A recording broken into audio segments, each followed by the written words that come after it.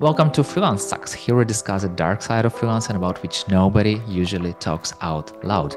In this show, we speak with experienced freelancers, and I'm sure listening to their stories helps you prepare for freelancers' challenges. My name is Yuri, I'm a community builder at Code Control and 9am.works, and my guest is Jeremy Coffey, a freelance project leader since 2019, who's implemented complex change management projects in hospitality, digital marketing, and financial services, and whose stand-ups usually feature a healthy dose of data and a complement of dead jokes. So, welcome, Jeremy. Great to be here, Yuri. Thanks for having me. I'm always curious about the dead jokes, but still, for you, what is the most challenging part of being a freelancer? Scope, period. I mean, because it's not just defining the scope and getting agreement on the scope. Everybody says, "Oh, yes, we need a scope," and then you come up with a scope doc, and they're like, "Okay, great, that's a scope doc." And then the moment it's out of view, it's as if it's a dead letter, and um, yeah, making sure that you are using it to stay on track and stay aligned and that you keep kind of bringing it back, it can be insufferable, honestly. You just, feel like you're just running on a treadmill. Talking about scope every meeting or every other meeting. And then yeah, it'll often get torn up and people say, well, we want to do something different now, or this just came in and this is actually going to be a better use of your time. Um, and yeah, it can really, really grind on your hours, but also your emotions as you're just trying to center yourself and okay, what am I actually doing and delivering for this client? Am I understanding it correctly that its scope is different from the offer? Scope is different from the offer. Yeah, Mhm. yeah. So scope is these sort of defined parameters of the project. So, right, the offer is great. I need you to come in and work on this program. I need you to implement, a change management, say, that is going to align our product marketing with our product team more seamlessly. And as you're doing this, you're going to have 6 months, and you're going to tell us what steps we need to take and what milestones will be, etc. Great, that sounds great. And then, you know, 2 meetings in after you kind of get things going and you gotta get the first deliverable out the door, someone says, okay, but you also need to like include sales and BD in this. It's like, okay, well, that is a different, request that is outside of this defined scope. And yeah, those conversations, sometimes those requests come in the middle of a conversation you're having with a team, and Yeah. it will blindside you. And yeah, dealing with that, it's never fun. There's no like easy way to navigate those in the moment. And it's not like you get a lot of chances, so you can't even like iterate over and over again. There's not a lot of learning to be had in there. Mostly I just say, let's let's hold on that thought and talk about it, after the call. But yeah, it's never comfortable to have to suddenly pivot what you're doing, or even to have the people in the room who are working with you think, oh, there's going to be a big pivot, because then they wonder, well, how much of what we just talked about is actually going to be a priority. I know that it's always good for freelancers to be flexible, but I feel like it's not the case because sometimes you can be flexible, but sometimes you have to start working on a different role. You was hired for one thing, and then they tell you to do different things. So, how do you usually deal with these turning moments, with these pivot moments? So like I said, I try to pause that and put it onto a separate track. And I will always go back to the value that I was brought in to help unlock, or to help drive. And it's about priorities at the end of the day. And I understand that in businesses, those can shift, right? And you have to be responsive. However, shifting too often is just going to lead to you being way off track, running in circles. There are so many ways to visualize how bad that is. And So being, I'd say, firm and really learning to be firm around what you brought in to do and the value that it was driving, and has something changed, something fundamental changed around that value proposition. Uh, because I think the CEOs, especially that I've worked with, are the ones that tend to be the big shifters, because they'll say, okay, well, this is our new priority, and this is now priority. Um, and they just see the world differently because they're identifying opportunities, and they really Mm, want someone to be able to respond to those opportunities, as quickly and as in the moment, as they see them. However, in order to turn those opportunities into real value, it's important, especially if you're in my role as a project leader, as a program leader, to say, okay, this will likely take this long. This will likely take this many resources. Is this going to be a better use of our time and resources than this, first priority that I was brought into? Typically, the answer is no, but sometimes, there is a big pivot. Like, okay, well, rip up the old scope, write a new scope, and start down this path again. yeah. How do you feel about this starting again? I don't like it. Yeah. I mean, um, there's a, I think there's a tendency to be maybe like too optimistic, too positive about restarts or pivots. People like to talk about how dynamic it is to pivot, but when you're in the middle of it, it is hard. It's really hard because you're essentially retraining yourself on how to see a problem, how to attack that problem. You're abandoning a number of solutions that you spent some time developing and working with people on getting live or getting close to live. And now suddenly there's this new landscape that you're into. You have to bear down, right, at the end of the day and say, okay, great, like we are in this new landscape. And I can't get caught in a sunk cost fallacy. But knowing that that's what you're doing doesn't make it easier, Mm. right? Like if you're in the middle of a marathon, and you're at mile 19, it doesn't make it easier for you to know that you're at mile, like you still have to do those last 7+ miles. So yeah, it's just a matter of getting through it, Mm. but it doesn't feel good. You're not like, oh great, we're starting over. I feel like it's one of the problems that freelancers are sometimes dealing with.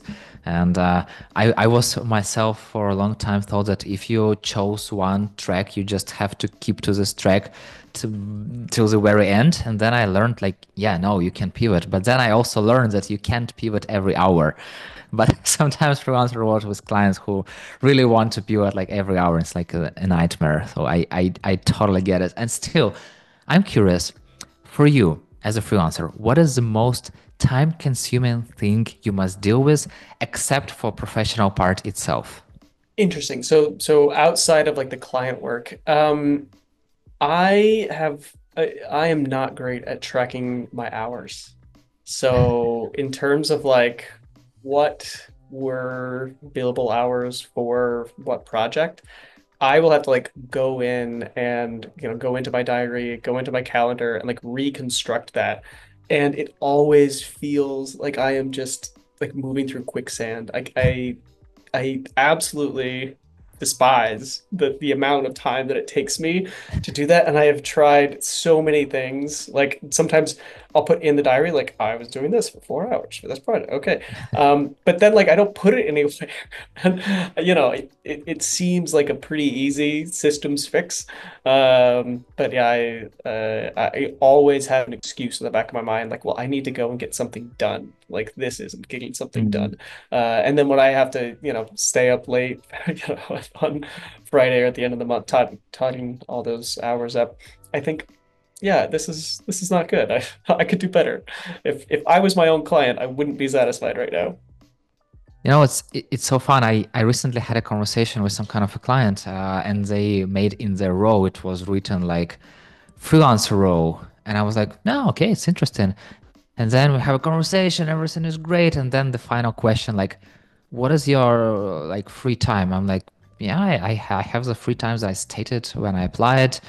And then like, oh yeah, you mentioned like 15, 20 hours per month, or I mean per week. Like, but it's a full-time role. I'm like, oh, okay. But what do you mean full-time? Like, what exactly means full-time? I didn't receive the answer, but they told me that I'm not suitable candidate. And I was like, oh, so you were looking not for a freelancer, but you were looking for a full-time employee. So, but why did you wrote that you were looking for a freelancer?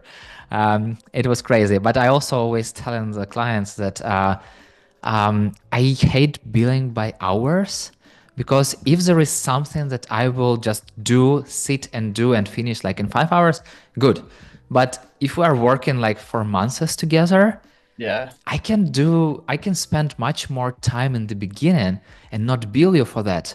But I can spend less time afterwards when the process, when I build a process and when we are working through this process. And you still have to kind of like see that everything's going right. So I totally get what you're talking about. And sometimes I'm just having a walk with my wife on the weekend and then like, oh, I have this idea for this project. And she's like, why are you talking about your work? I'm like, ah, sorry. So I just have to write it down and then come back to it on Monday.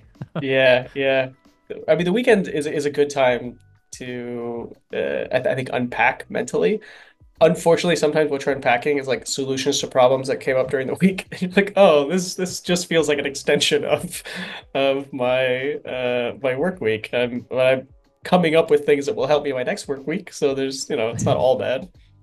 Yeah. So what is the most nerve-wracking thing you must deal with as a freelancer? Ooh. I'd say anytime my contract is up for renewal, is nerve-wracking, right? Because that's an income stream. Um, and anytime there's a change in the composition of the team is Hmm. nerve-wracking because especially in my roles, the team harmony, team kind of unity comes up, quite often from consistency. So when those pieces shift, yeah, it feels like okay, we're gonna have to rediscover like how these people all fit together. And it for me it's nerve-wracking because I think what if I get it wrong this time? Like things are going so great. Now I have to try and duplicate this, but I don't want to make it the exact same because they're different people. So you can't say like, oh, let's just do Yeah. it just like these other people did it. I watch a lot of football and I pay attention to the managers so often because I'm like they have such difficult jobs because you have these players who are kind of cycling in and out, sometimes injuries, sometimes Yeah. players are purchased. It's like okay, we have to get results, right? And everyone's just focused on the result, but like there's a hodgepodge in some cases that you have to get these things done with, and you have to always, I think, understand these people who are coming on need to feel welcomed, need to feel like this is their project, need to feel like they're actually part of a real team, not just subbing in. At the same time, you don't want to slow momentum down too much. You don't want the people who've been on the project or remaining on the project to feel like, everything is shifting too far in the other Yeah. direction and we're, kind of resetting because that also could be, I think, damaging to morale. So yeah, those inflection moments, those moments are difficult As a freelancer, do you ever feel professional loneliness? all the time. Oh yeah, yeah.